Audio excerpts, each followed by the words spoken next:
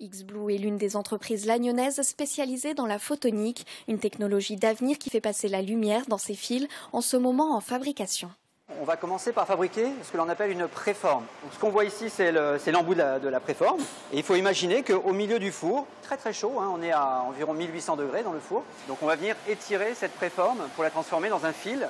Il en sort de la fibre optique en petite quantité. Celle-ci n'est pas destinée aux télécoms, mais plutôt pour concevoir des lasers qui, par exemple, découpent la tôle dans l'industrie automobile ou pour concevoir des capteurs installés, par exemple, sur les bateaux. Des centaines d'applications sont possibles.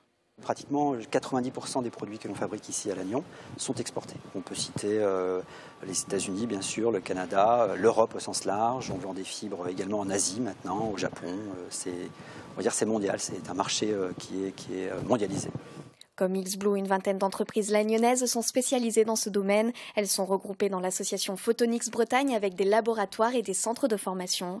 Le but est de communiquer sur ce nouveau écosystème à Lannion. Lannion est le berceau des télécommunications. C'était une application très importante pour Lannion et ça l'est toujours avec Nokia et Orange qui sont présents sur le territoire. Mais de plus en plus maintenant, il y a des PME et des ETI qui se développent en dehors des télécommunications et en particulier basées sur cette technologie photonique.